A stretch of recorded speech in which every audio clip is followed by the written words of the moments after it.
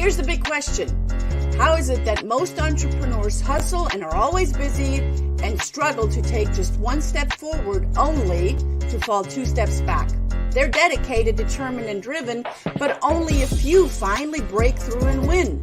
This show uncovers those quantum leap patterns of highly successful people so you can simply model what they do and apply to your future success. That's the question, and the answers are right here. My name is Brigitte Höfele, and this is the Success Patterns Show. And that is right. Welcome, everyone. It is that time of the week for the Success Pattern Show. My name is Brigitte Höfele, the CEO of the Center of NLP and the founder of the Success Patterns Movement. We are putting the do in learn, do, teach. This show was designed with your success in mind because the quality of your success starts with your attitude towards it. And we've talked about success many times before. It's an interesting concept because success means something different to each individual success seeker, if you will. And one of the very successful speakers, and I've been on stages with him all around the world, Tony Robbins, is not known for saying success leaves clues. I say success comes in patterns. And that's exactly what we are here to kind of peel back the layers of the onion and to look at patterns and our guest experts, what kind of patterns have driven them where they are today. As humans, we're hardwired for hands-on application to learn from a living teacher because we're not theoreticians, because they only talk a good game. We are grandmasters at work here, and we're going to give you tips on how to model the success of our guest experts, which means that you're at the right place at the right time. And that's what we're here to do, because the success is already yours. Today is an incredible show. Holy cow, are you in for a treat? We have a powerhouse today. And she's actually calling from the future, you guys. I know that sounds interesting, but it's true. We have an incredible businesswoman all the way from Australia. She's the founder and CEO of Women's Biz Global. She's a coach. She is an incredible supporter of women of all ages, from startup, scale up, that dominate the business. She's all about financial independence. And we're going to talk about freedom. We're going to talk about life. We're going to talk about how to Annify your business, and you'll get to learn what that truly means.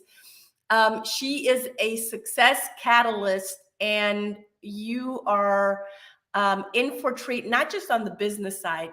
She doesn't have just one set of twins. No, this lady has two set of twins back to back.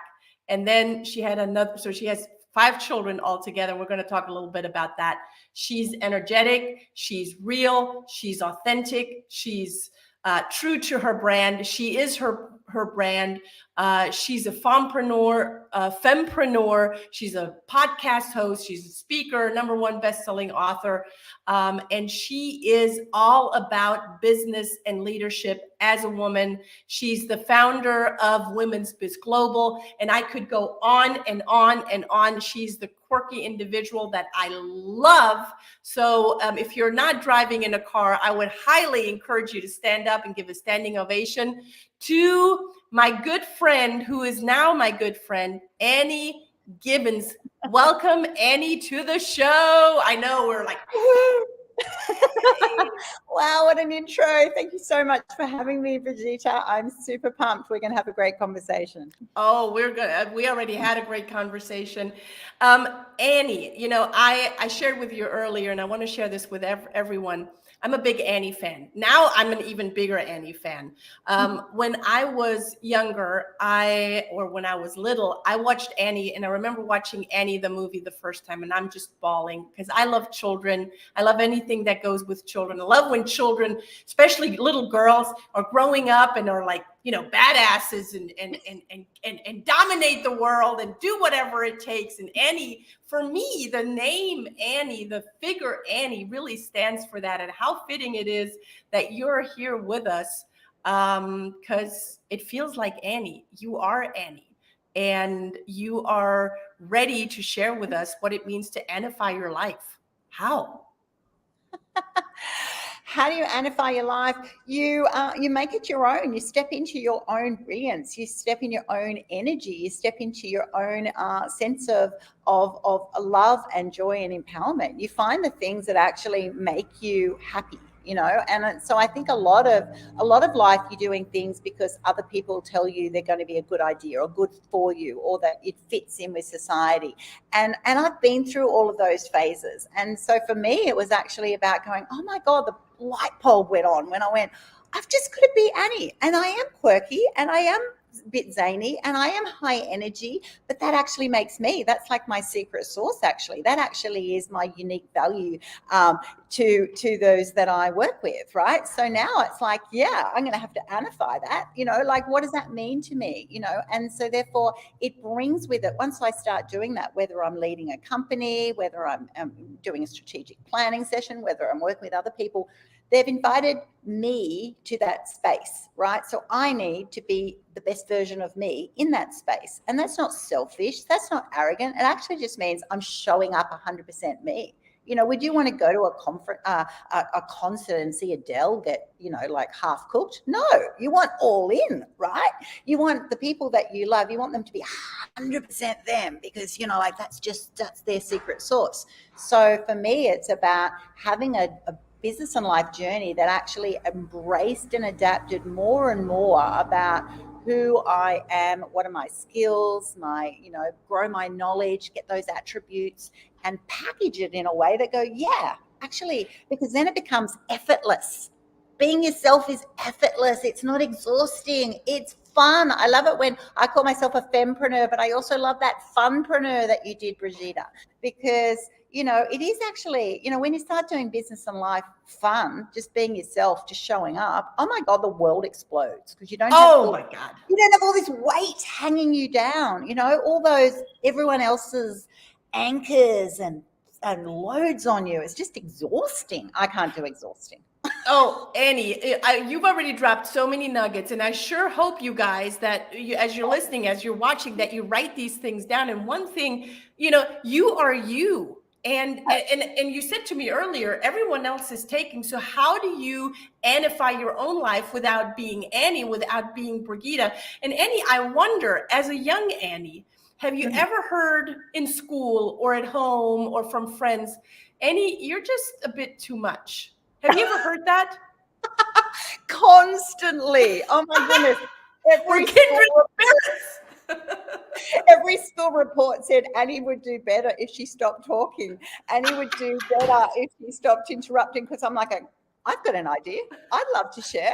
I've got an opinion on that, because Annie also, that's it. I am loud, and I do have a lot of ideas, and I am creative. And you know what? It probably just shows that I've got aptitude. I'm smart. I'm interested. I wanted to learn, wanted to grow. And so as a young girl, I used to walk around the house going, you know what? I feel like I'd be a great businesswoman. I want to be a businesswoman. I want to be a leader. I want to make shit happen, right? I want to, because I just love tangible outcomes. Like I love, I'm not a maintainer. I've never been a maintainer. And so my whole time they're going, you're not going to be a businesswoman. You're not that kind of, you wouldn't be good at that. You don't have the financial head. I love it when you tell a 15-year-old they don't have a financial head. Like, what 15-year-old has a financial head, for goodness sake? What does that mean? But we believe these blanket statements. So we have this version of ourselves, whatever that is, right? And so for me, it was just this happy little, I was like Annie, dancing around, do a show, energy.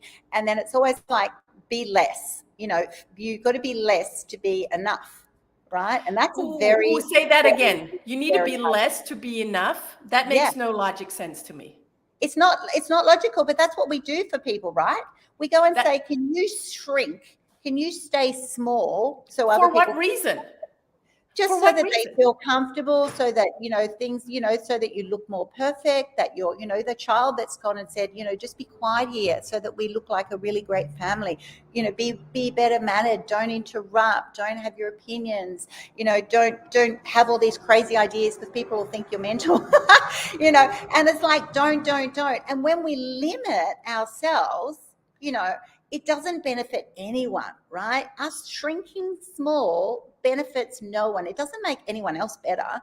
So that was the biggest thing in my journey. So I had all these ideas. I wanted to be a businesswoman. I wanted to do this. And then, a whole lot of things happened in my life that just dominoed that I didn't do that. I had to do a very wide bow. I did a health degree, became a nurse, then I did a master's of education, and then I did a business. So my career to C-suite, around 5 children, including 2 sets of twins, 26 months apart, navigating 3 degrees in a men's world at that stage. And then just trying to keep it all together. It's just like this young Annie goes, I want to be a businesswoman. I want to make things happen. How do I actually do that?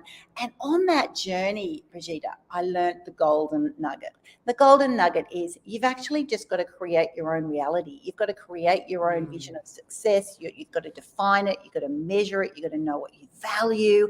You've got to have an alignment with your values and your goals. And because for me, it's like, yeah, I want to do all these things, but I also want to show up with my kids. I want to be present. I want to, why can't we do it all? Why do you have to say you do one thing or another? So I needed to get my own definition.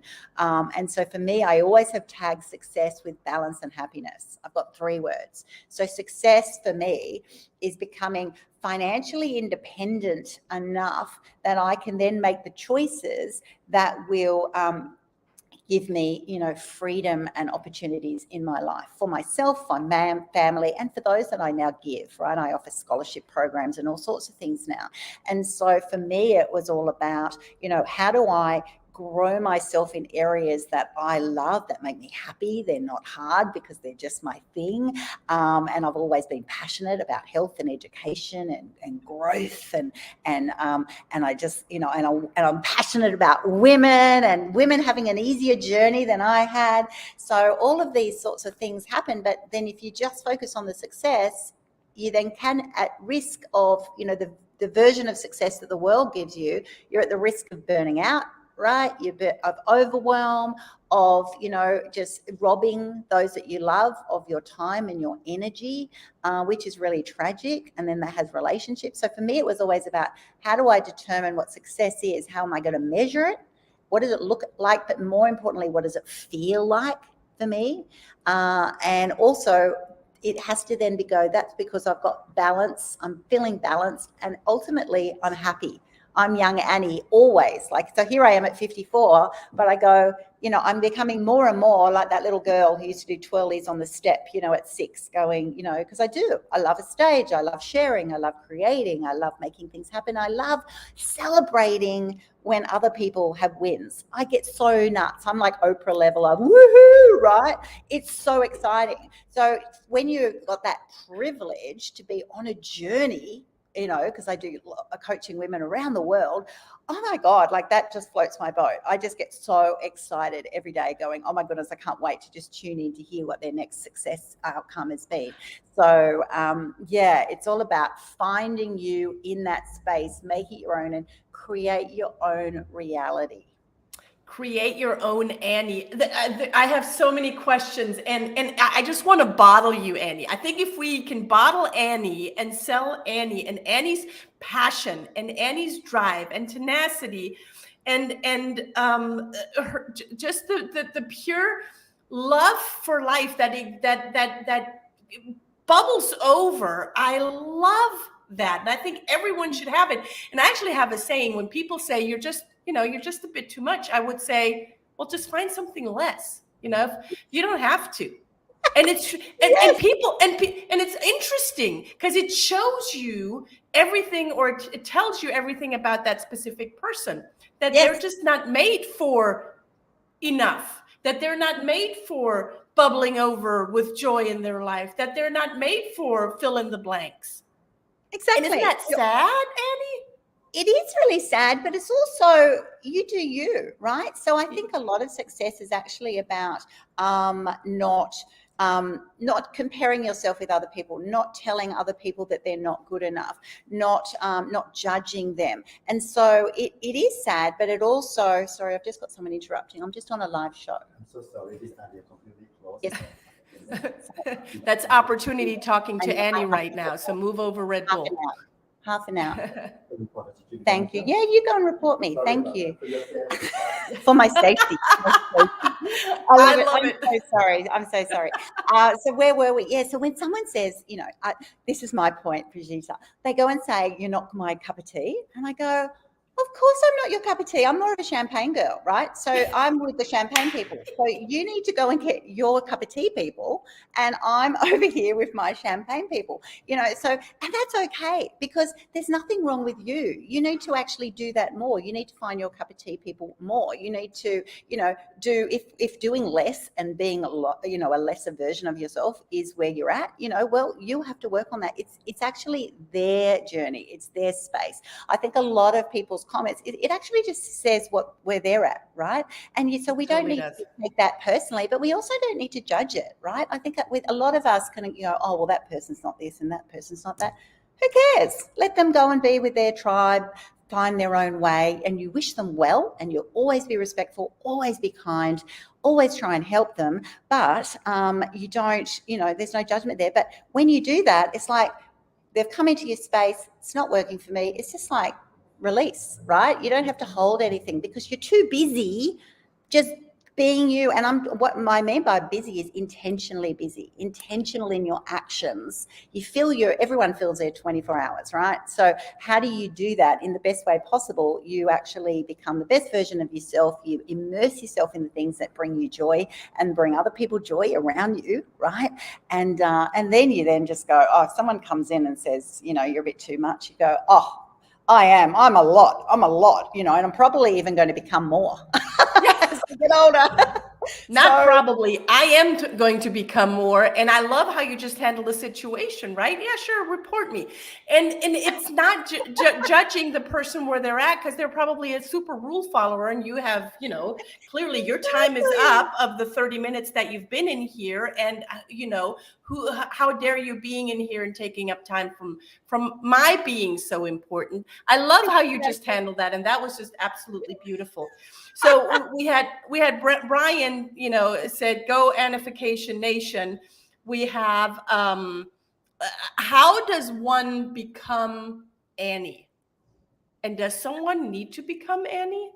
No one becomes Annie. Everyone needs to become themselves, right? Everyone needs to actually go, who am I? Who have I ever actually stopped? And I'm a mom. I can tell you this. I was married at 20. I had twins at 23. I had another set of twins at 25. I had 4 children in 26 months. You cannot go to the toilet by yourself.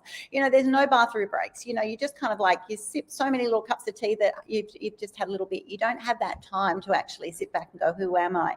And I wouldn't change any of it, because it's just, it's my life and my joy and all of that. But I also learned that taking time out at different, once I'd done a decade of that and actually resurfaced, because I also did have baby number 5, somewhere in there in my early 30s, I went and said, I don't even know, I have never really sat down and thought, what are my values? What do I value, right? And for me, I ended up realizing that I value freedom. I feel very trapped if I don't have freedom. I value adventure, which means that also it links to creativity. I don't like to be defined. I like to create my own adventure. And I value family. I value that my beautiful big family and creating those moments with all of them. And so I didn't actually stop till I was early 30s to know that. Therefore, I hadn't stopped to then go, if I haven't really thought of how do I tick, because you do those lists of hundreds, it doesn't mean that you're not into all those other values, but if you've got to pick 3, it's pretty tricky actually. And so, but when I did that, I realized, okay, so then when I make choices, because we all make choices every day, how we exercise, how we eat, what jobs we go for, what courses we do, how we actually behave in different situations. And then I needed to then suddenly go, yeah, well, the bits of my life that I wasn't so happy in is because I wasn't totally aligning, my full purpose or my dreams of who I wanted to be with who Annie was, with my values, my personality, my quirks, my funny humor, my essence, right? It's all about channeling your essence. And so when you then get an alignment of, your true self, and then be able to, that's the joy, that's the secret in life, to actually go, how can I actually put that into, the jobs that I have, the positions that I hold, the people that I lead, the people who have experiences of me, I want that to be as authentic and raw as possible, because I'm ultimately the only one responsible for myself. And it doesn't mean you have to be perfect. It actually means that you just have to, acknowledge your growth opportunities. I love those learning opportunities when you just do epic fails, but you fail forward and you be open and real and honest, and you bring people along. And that's been so great. So others listening in, it's actually going, have you taken that moment to stop? Do you know who you are? Is life just so busy you're doing? Have you actually stopped? Could you describe what your 3 values are? Could you describe what your vision is of life is? What does success look like and feel like to you? What's your happy place? What gets you excited and go, oh my God, I love that. Even if you're not in that job at the moment, I hope you've actually got a side hustle that does that for you. Whether it's even, if it's a hobby, if you're in a job because you go, you know what, like I don't have that luxury, I can't just become an entrepreneur. And I was in those stages too. When I had 5 children, I used to get all these business ideas. Every cent was so important, right? We couldn't see that it would be possible. So I totally understand that. But there's so much joy when you go, but this is who I am. So therefore, if I'm an artist, embrace yourself in your art or your music, or if you're a volunteer, you love people, go and serve. If you want to grow, if everyone said you weren't going to achieve something, if you didn't have a financial head when you're 15, go and get some qualifications. If you're really busy like I was with a truckload of children everywhere, just do 1 subject a term. You get there in the end. So I'm all about breaking down the bite-sized chunks, right, to get you to where you want to be. But you need to know where you want to be. What's the destination? And the destination shifts, Brigitte. Every time you get to a mountain, I'm a hiker. Every time you get to that top of the mountain, and you're like, oh my gosh. 1, you need to stay there and enjoy the view. You need to celebrate your achievements of what you've done to get there, right? And then once you've done all of that, and don't rush it. People rush. And then they go, and then you look up and go, oh my gosh, the view's really different up here. There's another mountain, there's another opportunity, there's something else that I didn't see. But the more and more you do that, you'll end up being like where I sit now. I've been a CEO for a good 12 years now. Now you just feel like you sit at life and you just look over. Right? You're at the top of the mountain, your virtual mountain, but things seem simple because you learn how to read the game. You assess and you monitor, and things aren't emergencies. You just go, okay, well, this is going to take some time. I'm going to fill some time. So it's like assess, monitor, manage, help, support. You do all this stuff because you just, a true leader is actually leading from behind. People think leaders are leaders from the top. Leaders have to create the framework from the top and support. And when you've done all of that really, really well, like when I was CEO, then I actually I'm just their support crew. I'm there just, going, you're doing great. I love the way you did that. Let's celebrate this win. It's like you're hurting a little bit, and then you're reinforcing their value. And then you get this synergistic explosion, right? I love the word synergy. It's one of my favorite. It's just the sum of the parts is just so much better than the individual people. And the more and more you do that, the less it is about you, right? The more it is about everyone just being their own version out. Their Annie, right? Their Jenny, their Mary, their whatever. Because you go, you're rocking that, girl. You just keep doing that. And when you support, it's like building a house. When you've got a great framework and you've done it well and you just support it and nurture it and all of that sort of thing, then you're then going to, bring out the best in that person, right? Yes. So it's just pure joy being able to lead and manage people in a way that actually just supports, the essence of who you are. Saying that, if you're listening in and you're like, I'm not that sort of person, then you don't want to do that, right? That's a choice. What does, when I get all excited, go, oh my God, I just love this. What's that conversation when you had that with your friend? When you're sitting at the bar on a Friday night and go, oh my God, I just had the best moment this week. This happened. Start tapping into those moments, because they're actually showing you, if you haven't actually done that deep work yet, they're showing you what your, heart's desire is. They're showing you what your eyes get drawn to, right? Because if you are getting drawn to something and your heart beats around something and your voice elevates and your body language starts going, it's giving you massive flags of please come this way, please come this way. The tragedy is, Brigitte, when you don't, you're then really frustrated. You're like, I've got this pull that wants me to be like this, but then I feel like I have to be over here.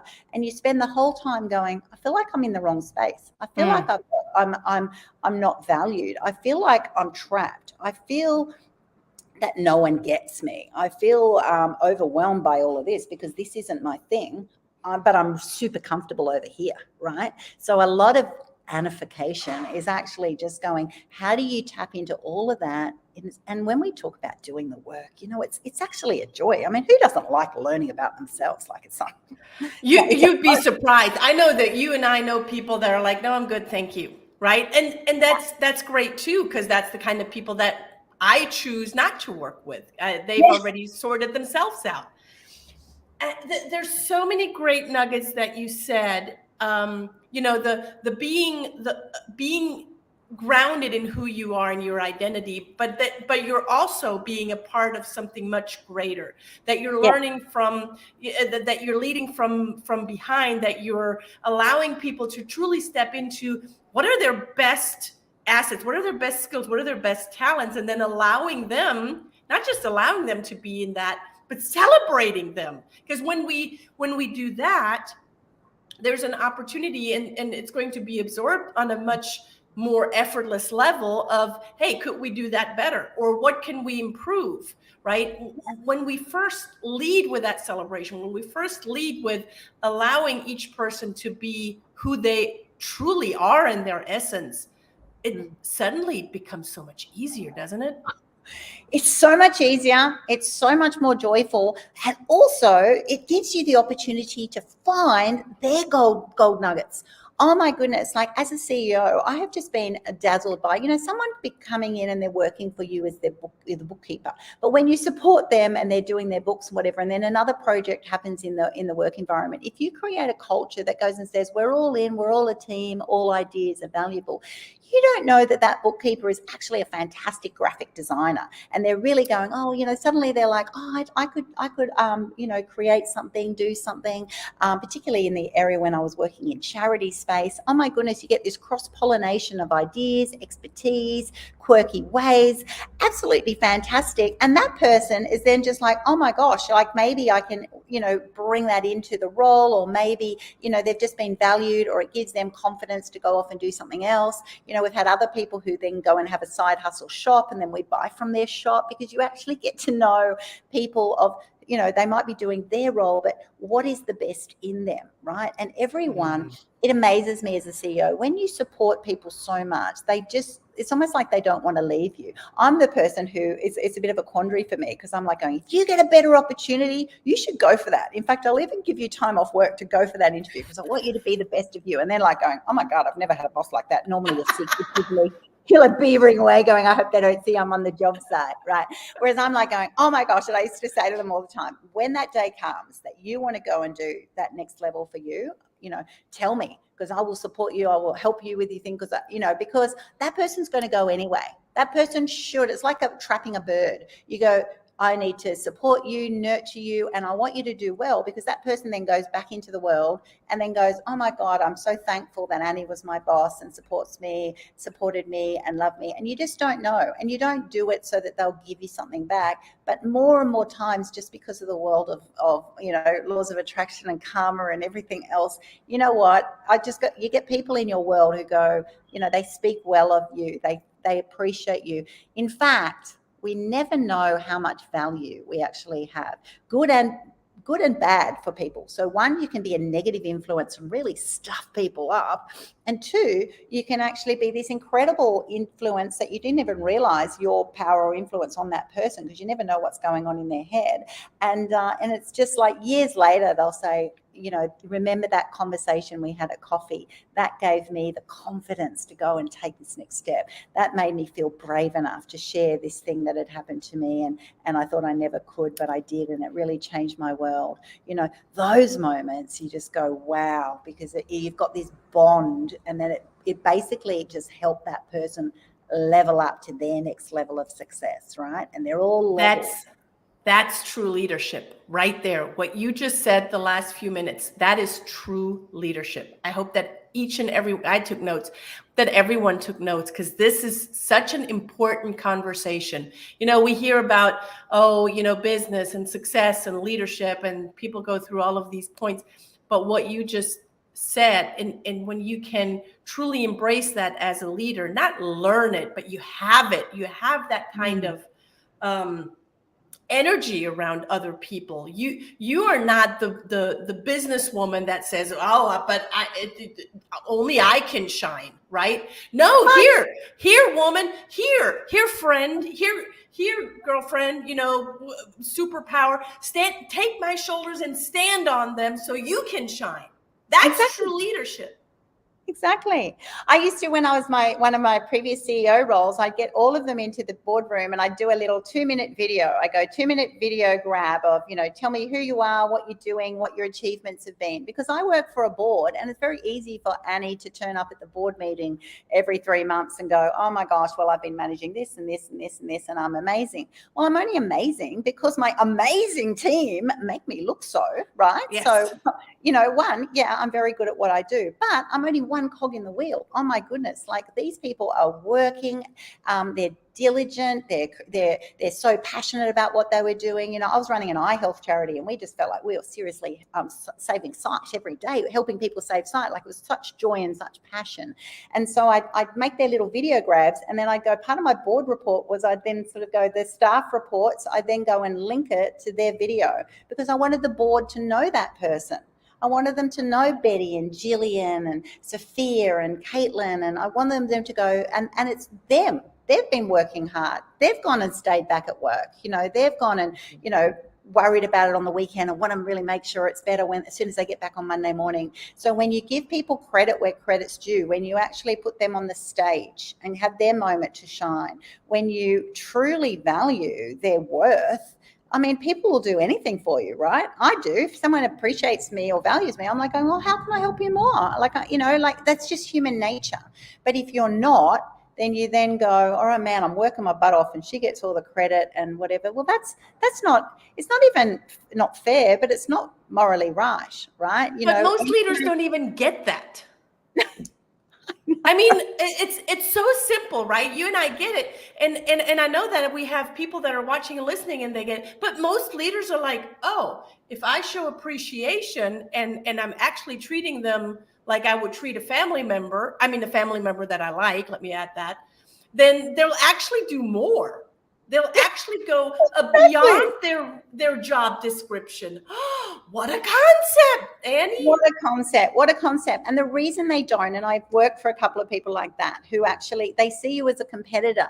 They don't want you to, they get threatened by you. They don't want the young person to come in and be better than them or look better. Well, that's for you to do you well. You go and say, okay, well, I need to be the best version of me or whatever. And if they are better, well, sorry, they actually are entitled to it. You do your thing your way, and you just guide with that. I think sometimes you don't need to worry about the how, but you need to worry about what you're actually standing for, what you want to do, what you want to be known for. And then the how you're doing that will sort of fall into play, So I think you've got to be purposeful around, yourself, your strategy, where you're actually leading. And if other people are in your space on that journey, you will do so much better by bringing them in and collaborating, supporting, nurturing, honoring them, because your sum of your parts will just be so much better. As soon as you find them a threat, and you get competitive, right? And I've come through an era of even women being very competitive with other women because we fought for those spots, and it's kind of like, get out of my way. I worked really hard to get here, and there's only one of me and 30 men, and da-da-da. That's not good. It's only good for, that person's going to burn themselves out, but they're one person. If you want to change the world, you actually have to collectively, you have to lower the benchmark, right? Yeah. And that's the lowering from the bottom. We all have to rise. And so in an office environment, in a team's environment, it's all actually about saying who's in this team, and they will rise when we support them all collectively.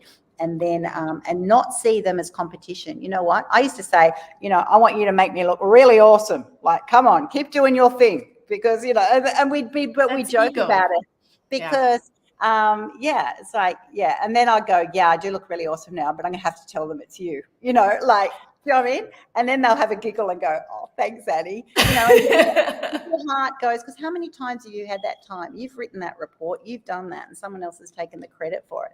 It's not real hard to actually go. And it feels really yucky. And it's going to catch up with you, because you and I have seen those leaders, and it's going to come around, and it's going to come out at some point. And then the yucky feeling is actually on that person that was the culprit in the very first place. My view is to be the party that everyone wants to be at, right? So even if you're a leader, if you're a boss, you create this environment that goes and says, oh my God, that place is so fun. You can still do everything. It's not as if you're not working. Oh my goodness, because you get more out of your team. You get more out of everybody. But you actually create a vibe of, we're passionate about this, we're driven, we're focused, we celebrate our wins, we celebrate every little mountaintop. We spend a time pausing and we look back and go, you're pretty awesome. You did a great job there. You did a great job there. We all got to the top. And now what are we going to do next? You create that vibe, and you can seriously do anything. How much fun is that? I have a client that I had a coaching call with yesterday, and she says, we're about to do the Christmas lights and she's got several restaurants in the restaurants. And I'm like, so do people like to come? Do the employees like to come for that? She's like, oh yeah, we stay till 4:00 in the morning. We drink, we have a party. That's culture right there. That's culture. Goodness. That is culture. Because it's different if you have to do it because you're on work time, to you actually go, I want to do it. I can't wait. I can't wait. And that's the difference. These people will drop something on their holiday, go, I know I shouldn't be checking my email, but I really want to help you out here. They're happy to help you. They just get so excited. That's right. That even though I wasn't expecting to, I want to really enjoy this moment. I want to be there for you. That's when you have nailed culture. And culture is not a single silo. Culture is the collective. All right. So when that, and that actually does come from the top. So as a CEO, you're establishing culture because people watch you from the moment you walk into the office to the moment. Expert modeling. That's what that is. Always. They're watching your every single bit. They'll watch me. If I'm speaking, I could be speaking in front of thousands of people, and so, but they're not just watching you when Annie gets onto the stage and goes, woohoo, we're going to have the best time. I've got so much to share with you today. They're watching me from the moment I walk in and I greet someone. The way that I might pour water at the table for everybody else, the way that someone comes and interrupts me and I go, oh, excuse me, just a minute, whatever. They're watching you because, which is not in a bad way, but they're actually just looking for consistency of character. You're modeling, you are a walking advertisement. Your brand is 24/7, whether you like it or not. And some of us have more of that on time than others, but it's still you. But you also don't want that. I talk about knowing and honing my default. What is the default, Annie? Right? Mm-hmm. So the default is what I actually fall into that I'm doing when I think no one's watching. If I can actually start being aware of my default and slowly over the years try and just, make sure that my drop place is actually a better version of me, then that's the version that will then, that's what actually everybody sees. They see how you react when someone smashes into you at the car park or takes your spot or whatever, when you're doing life, because that will happen. You'll have these moments that they actually want to know, who do you really stand for? They're looking for the chinks And you want to know what they're looking for the authenticity, and they're looking for the consistency. Love that. We could talk for hours and days and months and years. And there's so much to cover. And this show is about our listeners. This show is about you. This show is about our followers. How do people continue to have the conversation with you? Well, before I go into that, Annie, I think you brought a gift, did you not?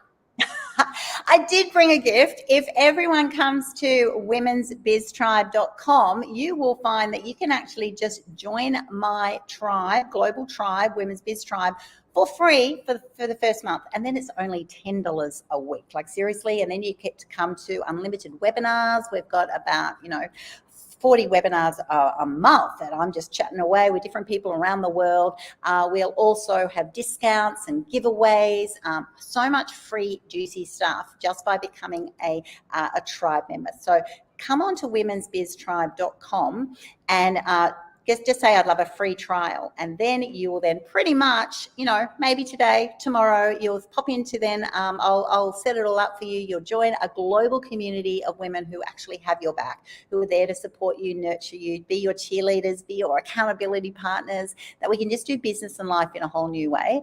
And that's our joy. That's my joy always. And if it's not me helping you, I tell you what, I'll be saying, oh my goodness, you need to speak to this lady or this lady or this lady. Absolutely amazing global community. And so take up that opportunity, and then I'll pretty much just see you on a webinar that I'll host. We have webinars like pretty much every day: how to use LinkedIn, how to become more confident, how to use funnels in your business, how to be better at time management. Like, it's just stuff that it's not a program. It's actually just go, I have this need, could we learn a bit about that? And then it's the collective. Once again, it's the collective in the Zoom room, if you like, of that's where the little secret gold nuggets come out, and you go, oh, she's onto something. I need to listen more to her. It is setting other women up for success. Yes. It's giving them the resources. One of the laws that I teach is there are no unresourceful people. There are only unresourceful state of minds. And you're giving them the global connections of being more resourceful and being in a better state of mind and being more resourceful state of mind. And you give them the resources. I love that. Yeah. So, and we're super friendly. So come on over. I will be so welcoming. The tribe will be so welcoming. We would love you to, come and join us. Have some fun with life. So get in touch with Annie. So Annie, people can find you on Facebook, under facebook.com/groups/womenbiztribe. So Women's Biz Tribe, WOMENSBIZTRIBE. So on Facebook, look for the Facebook group Women's Biz Tribe. Get in touch with Annie on womensbiztribe.com. That's WOMENSBIZTRIBE.com. And I'm pretty sure Annie Gibbins, we can find you on LinkedIn. We can find you on other social media. I'm so Googleable, Brigitte. So you will find me, Gibbins with an I, Gibbins.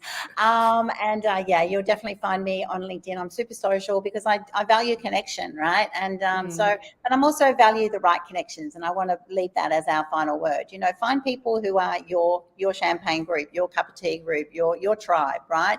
And if they do resonate, if they draw you in, I always go, does my eye get, does my attention, my energy get excited in this direction? I want to explore that. If it doesn't, don't criticize it. Just go and find what does, and you will just start powering, because you'll be more empowered in your own choice of actions. Love it. Guys, get with Annie Gibbins. Thank you for being on the show, Annie. I can't wait to see what other great things we can do as incredible businesswoman that we are. I'm here on this hemisphere of the earth, and you're on the other side. And together, I think we can, do some really, really good work together. And I can't wait to see what that looks and feels like. Annie, thank you. Yes, big hugs to you to the other side of the world. Happy summer, as it is starting to be winter over here on this side. Until very soon, guys, thank you for being here. Thank you for tuning in to the Success Pattern Show. Get with Annie Gibbins. And until next Tuesday, same time, same place, I will see you then again. Thanks, Annie. Thank you for tuning in to the Success Pattern Show at www.thesuccesspatternshow.com. My name is Brigitte Höfele.